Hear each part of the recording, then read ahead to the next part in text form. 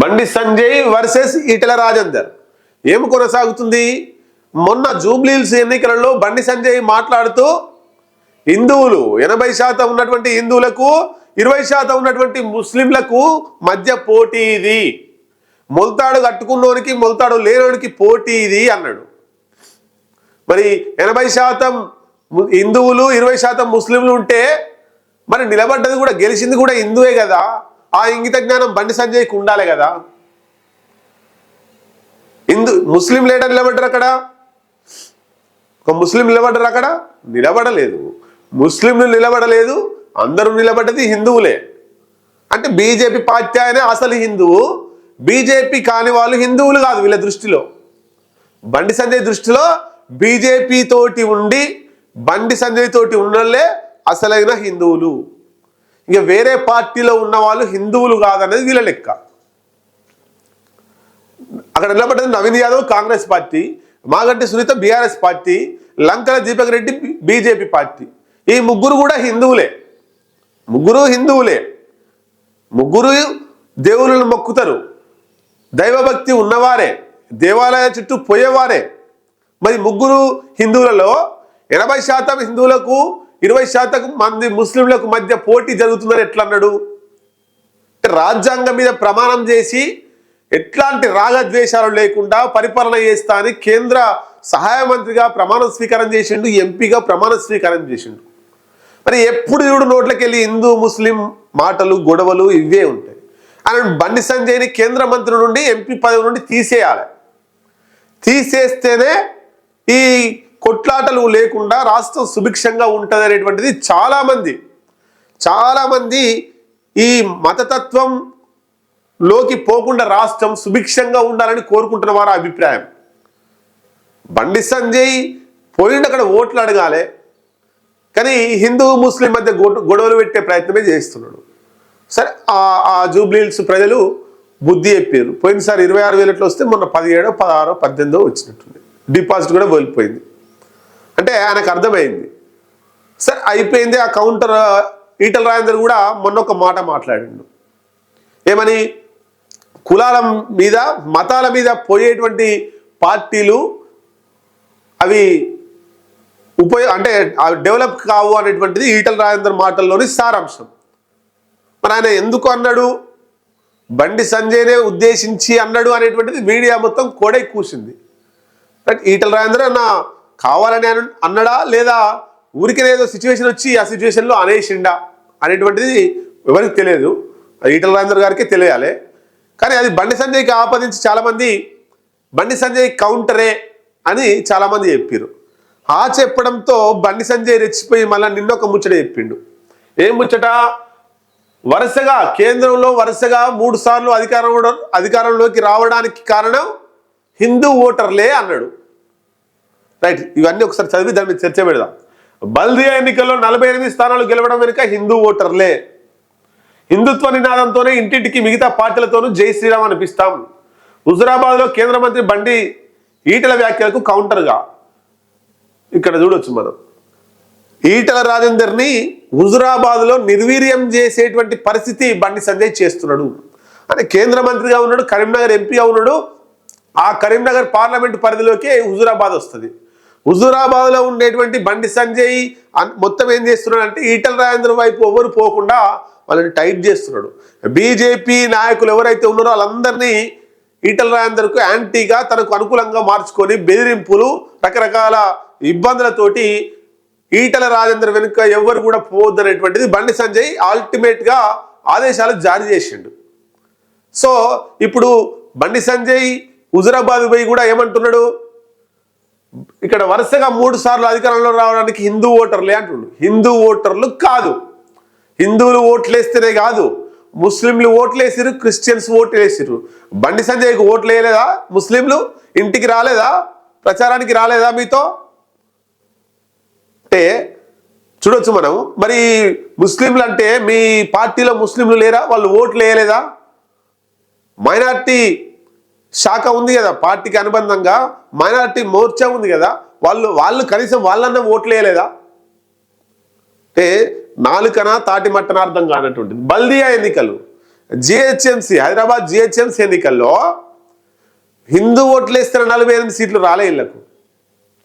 అక్కడ కాంగ్రెస్ పార్టీ బలహీనంగా ఉంది. ఆ టైంలో బీఆర్ఎస్ పార్టీ మీద వ్యతిరేకత ఉన్నారు జనాలు. ఈ వర్షం వచ్చి అంతా కొట్టుకపోయి చాలా ఇబ్బందులయ్యి బీఆర్ఎస్ పార్టీ మీద వ్యతిరేకత ఉన్నారు. సో కాంగ్రెస్ పార్టీ బలహీనంగా ఉంది. కేంద్రంలో బీజేపీ ఉంది కాబట్టి బీజేపీకి ఓట్లు వేస్తే ఏమన్నా ఈ హైదరాబాద్ డెవలప్ అవుతుందేమో అనే ఉద్దేశంతో ఎక్కువ సీట్లు గెలిపించారు తప్ప హిందువులు ఓట్లు వేస్తే గెలిచిన వాళ్ళు కాదు. మీరు అందరు కలిసి ఓట్లు వేస్తేనే గెలిచారు.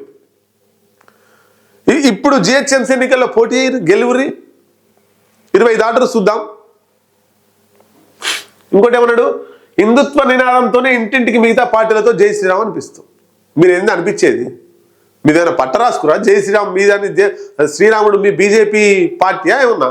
అందరు పోతారు శ్రీరామ్ దేవుని దగ్గరికి, అందరు పోతారు, మొక్కుతాం, అన్ని రకాల పూజల కార్యక్రమాలు నిర్వహిస్తాం, వస్తాం. మీరు చెప్తే చేసేది ఎవరైనా? జై శ్రీరామ్ అనేది మీ ఏమన్నా పట్టనా బీజేపీకి? బండి సంజయ్కి ఏమైనా పట్ట రాసిచ్చినా శ్రీరాముడు? శ్రీరాముడు మీరు చెప్తే మొక్కడం ఏంది? మీరు ఎవరు అసలు? మొక్కాలనిపిస్తే మొక్కుతాం, పోవాలనిపిస్తే కొబ్బరికాయ పట్టుకొని ఊదిబత్తులు పట్టుకొని మొక్కి దేవుడా అని మొక్కి వస్తాం. మీరు అనిపించేది జనాలతోటి? మీరు పూజలు చేయమంటేనే జనాలు చేస్తురా? మీరు మొక్కమంటేనే చేస్తురా? మీరు జై శ్రీరామ్ అంటేనే చేస్తురా? తెల్లారు లేస్తే మీరు అనుమన్నా అనుకున్నా వాళ్ళు మొక్కేటప్పుడు దేవుళ్ళను అందరినీ కొలుసుకుంటారు. అందరూ హిందూ దేవుళ్ళను అందరినీ కొలుసుకుంటారు. స్నానం చేయగానే ఆ ఇంట్లో గుడి ఉంటుంది, ఆ గుడి పోయి కొబ్బరికాయ కొడతారు, లేకపోతే దేవుడా చల్లగా కాపాడు దేవుడా అంటాడు. అంటే జై శ్రీరామ్ అంటేనే మీరు చెప్తే వింటేనే దేవుణ్ణి మొక్కినట్టు, లేకపోతే మొక్కనట్ట ఇదంతా.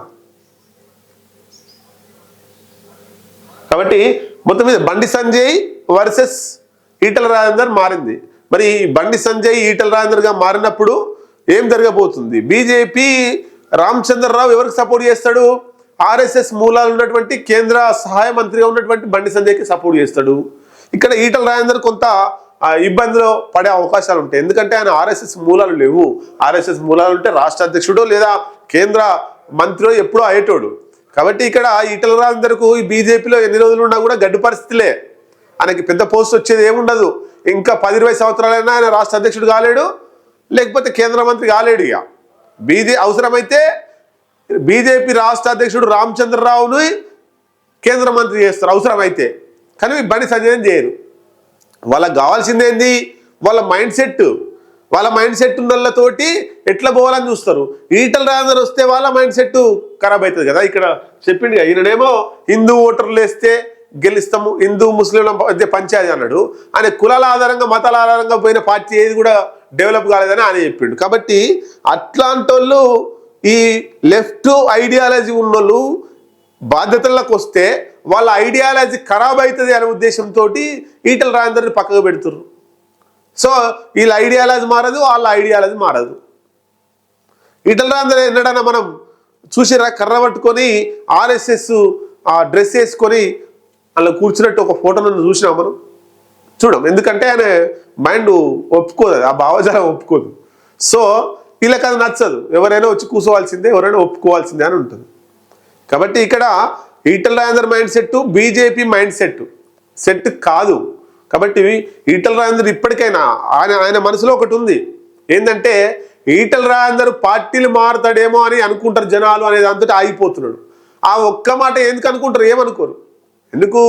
బీఆర్ఎస్ పార్టీలోకి వెళ్ళి మీరు మారలే, వాళ్ళు సస్పెండ్ చేస్తే వాళ్ళ నెంబర్ 2గా మీరు ఉన్నప్పుడు కేటీఆర్కు ముఖ్యమంత్రిగా అడ్డొస్తాడని మిమ్మల్ని అక్రమంగా పక్కకు పెట్టేసిర్రు, అక్రమంగా బర్తరఫ్ చేసి మిమ్మల్ని తీసేసిర్రు. వాళ్ళంతా వాళ్ళు చేసుకురు పాపం. అది మీరు పార్టీ నుండి బయటికి ఏం రాలే, అది జనాలందరికీ తెలుసు. అట్లాగే ఇప్పుడు కూడా మారితే జనాలు మిమ్మల్ని ఎవరు ఏమనుకోరు. జనాలకు అర్థమైపోయింది ఈటల రాజేందర్కు అన్యాయం జరుగుతుంది అనేటువంటిది.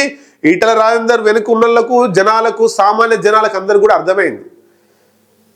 ఈటల రాజేందర్ గారు ఇప్పటికీ కాంగ్రెస్ పార్టీకో ఇంకొక పార్టీగా పోతే కాంగ్రెస్ పార్టీలో ఉంటే ఆయన డిప్యూటీ సీఎం ఆఫ్ తెలంగాణ ప్రస్తుతానికి. బీజేపీలో ఉంటే ఎంపీగానే ఉండాలి. బండి సంజయ్ రాళ్ళేస్తాడు. రేపు హుజురాబాద్లో చాలా నష్టం జరగబోతుంది బండి సంజయ్ రూపంలో ఈటల రాజేందర్ గారికి. సో మరి ఆయన ఎంపీగా ఉంటానంటే మల్కాజ్గిరిని ఇప్పుడు ఈటల రాజేందర్ గారు కూడా ఎంపీగా ఉంటానంటేమో మల్కాజ్గిరిని చాలా పకడ్బందీగా తయారు చేసుకోవాల్సిన అవసరం ఉంది. నాకు ఎంపీ అవుద్దు ఏమవుద్దు మన అసెంబ్లీకి పోరంటే ఆ మల్కాజ్గిరిని వదిలిపెట్టొచ్చి హుజురాబాద్లో చాలా గట్టి ప్రయత్నం చేసుకోవాల్సిన అవసరం ఉన్నది. సో పార్టీ మారితే ఏముండదు, ఇబ్బంది ఏముండదు, కానీ పార్టీలు మారిన పేరు రాజేందర్కి ఎందుకు అంటాడు. పార్టీలు మారిన పేరు ఈటల రాజేందర్కి ఉండొద్దు అని ఈటల రాజేందర్ మనసులో అభిప్రాయంలో ఉంది. సో అది ఆ మనసులో ఉన్నటువంటి ఆ భావము ఈటల రాజేందర్కు నష్టం చేస్తుంది అనేటువంటిది ఈటల రాజేందర్ అభిమానులు, ఈటల రాజేందర్ శ్రేయోభిలాషులు అందరూ కూడా చర్చించుకుంటారు. మరి ఈటల రాజేందర్ గారితో చెప్తలేదో తెలియదు, కానీ ఏం జరగబోతుందో తెలియదు. మొత్తం మీద బీజేపీలో ఎన్ని రోజులున్నా ఈటల రాజేందర్ గారి పరిస్థితి చాలా ఇబ్బందికరంగానే ఉంటుంది. బయటి వాళ్ళు ఎవరి శత్రువులు కాదు ఈయనకు. నిజంగా బయటి పార్టీలో ఉన్న వాళ్ళందరూ కూడా ఈటల రాజేందర్ గారిని అభిమానిస్తారు, ప్రేమిస్తారు. కానీ బీజేపీలో ఉన్న వాళ్ళే ఆయనను తొక్కాలని చూస్తున్నారు. సొంత పార్టీలో ఉన్న వాళ్ళు తొక్కాలని చూస్తే చాలా దరిద్రంగా ఉంటుంది. సో ఈటల రాజేందర్ గారు ఇప్పటికైనా ఒక నిర్ణయం తీసుకుంటే, ఈటల రాజేందర్ గారు ఒక పునాదై కూర్చుంది ఇప్పుడు బీజేపీకి. ఒక్కడు బయటకు వస్తే ఎవరు ఉండరు. ఇక ఒక్కడు బయటకు వస్తే అలా ఈటల రాజేందర్ ఉండడు, డీకే అరుణ ఉండదు, కొండ విశ్వేశ్వరరెడ్డి ఉండడు, ఇంకా మంచి మంచి హేమీ నాయకులందరూ కూడా వాళ్ళకి వెళ్ళి బయటికి పోతారు. బీజేపీ మళ్ళా డౌన్ ఫాల్ అయిపోతుంది. సో ఏం నిర్ణయం తీసుకున్నారు చూద్దాం ఈటల రాజేందర్ గారు.